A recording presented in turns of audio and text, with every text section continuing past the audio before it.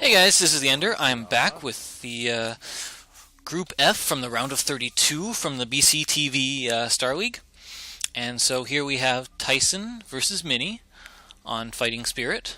This is going to be a best of 3, and the winner will go on to the winners match to play the winner of Halcyon versus Zero. So in the 5 o'clock position, the yellow Protoss, that is going to be Tyson. And Minnie, the red Protoss, is going to be in the 7 o'clock position. So, of course, PvP is probably not people's favorite matchup, because, of course, all the mirror matchups are just so, you know, I don't want to say one-directional, but I would say of the mirror matchups, Protoss versus Protoss is probably the best one, except for, like, late-game ZVZ, if you can ever get there. You know, get a 25-minute or longer ZVZ game, but no. But alright, so yeah, Protoss versus Protoss. So it's one of the better matchups because it's the most varied. You know, you can go for the, mass gateway play, you can go for Reavers or drops, or, or you can go straight to Templars. There's really a good mix of builds that you can go. So we'll see. And of course there's all kinds of shenanigans and cheeses.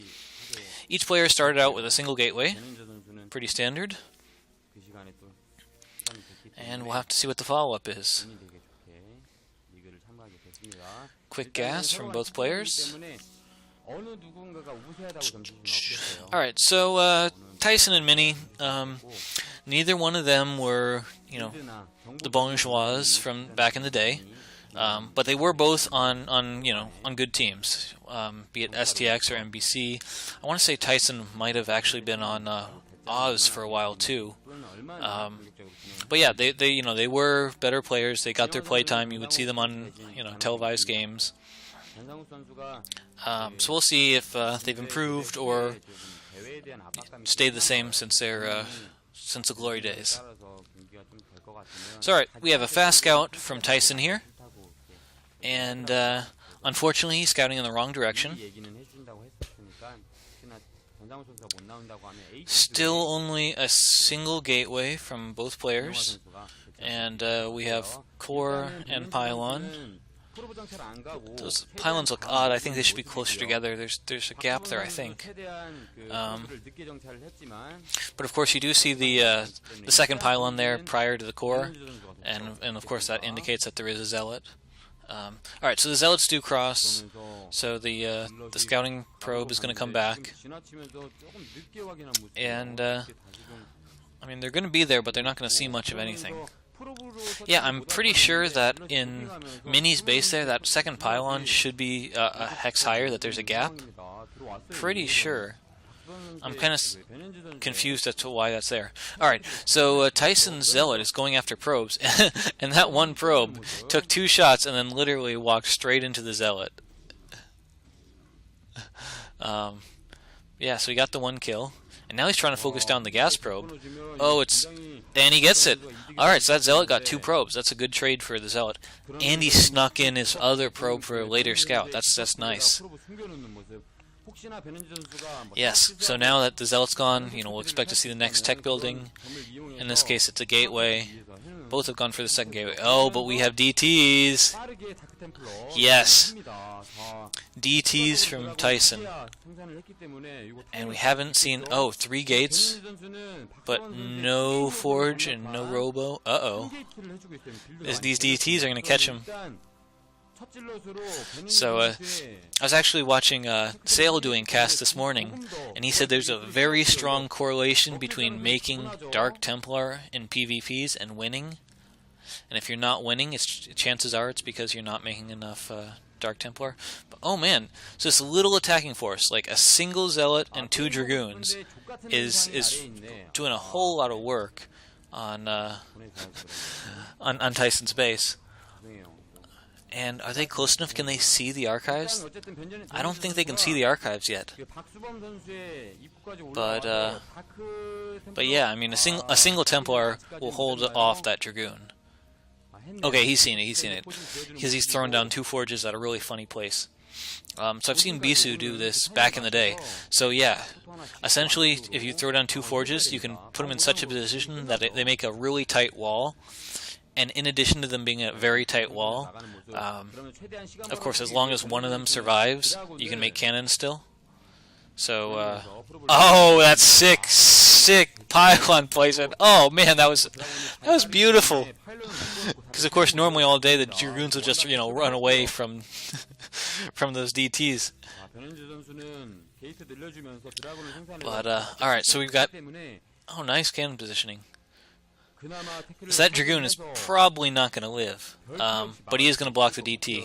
So he put the Dragoon on hold position. He's doing another thing with this Dragoon behind it. Uh-oh.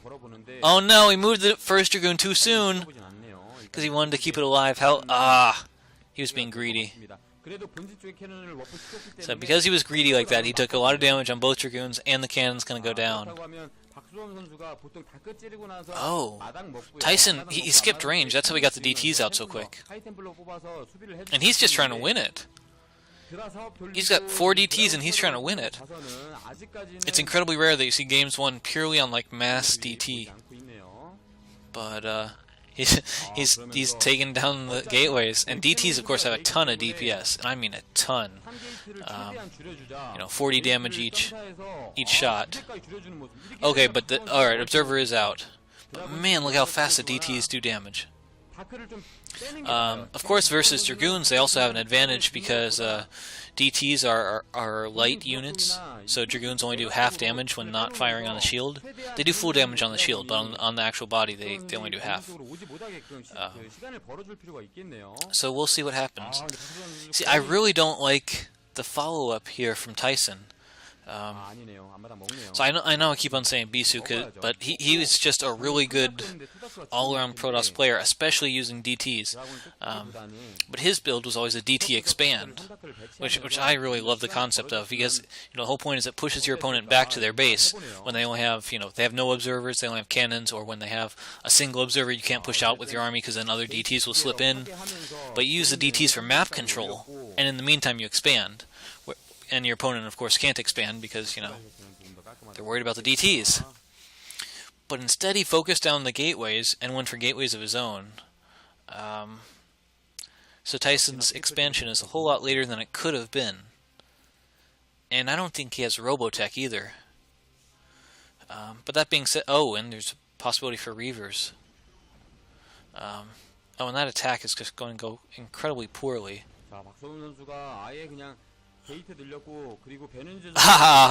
Oh, that troll DT. He stood on the ramp and blocked the enemy. What happened to where's the observer? Why is there no observer? Did you seriously send your first observer to your opponent's base and not make a second observer? I don't know what happened. But observer went AFK and the DT got some free kills on the Dragoons. Alright, there is a Reaver out, so he might live, but still, that was I don't know why he would have done that. So we've got some questionable decision making from Mini here, and although Tyson hasn't been playing perfectly, he's been playing quite well, and it looks like he is going to take this one. Of course, we've got some very sick probe drilling, but the numbers are no longer anywhere near Mini's favor. So it looks like I have 50 supply for Tyson, and 37 for Mini. So yeah, it's a 13 supply lead, and Tyson has its expansion up now. We've got probes forced to not mine because they're military probes. They're they're probe fighting. Now this is that's a nice glitching, and of course he is on the top of a ramp. So he's got that mischance. And he's going to have Reavers soon, which never underestimate the value of a Reaver in a ranged fight. They just do so much damage. I mean, it's 100 damage per shot, and it's splash. But, because that one observer we just saw chillin' at the other guy's base, I mean, he's in a significantly bad position. Oh, and he's moving down his ramp. Ooh, that's a very questionable decision. Oh, very questionable. Yeah, he doesn't have enough support units, and the Reaver goes down after getting only one shot off. He might pick off a few of those, but yeah, he lost the Reaver. Oh, man. Alright, so 41 supply to 61 supply. Alright, 20 supply lead for Tyson. But we did see he is behind on tech a little bit. He does not have Reavers out. So really, alright, he's getting Reaver tech. Yeah. So, once again, Tyson's game to win. All he really has to do is, wait another 2 minutes and push out with his army, and he should have a significantly better unit count. What is going on here? Did my stream freeze? Video freeze? Video still going.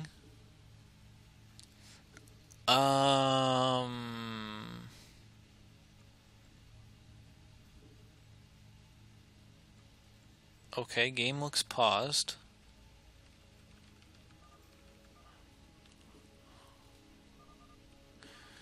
Looks like there was some lag.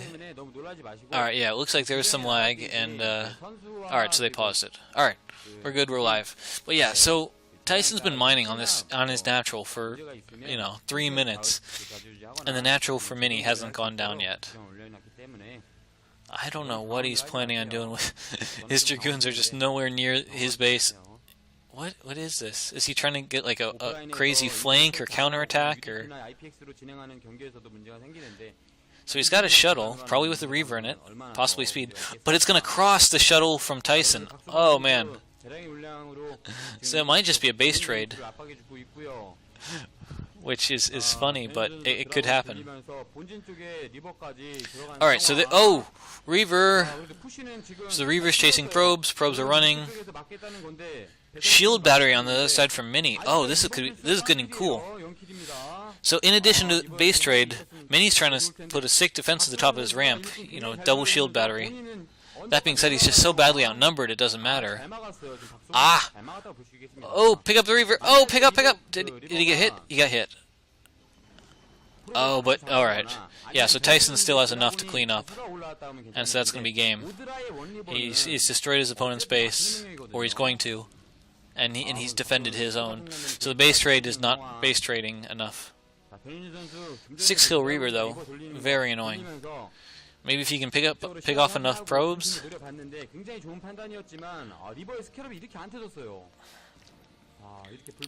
Oh, probes. Good probe running from Tyson here.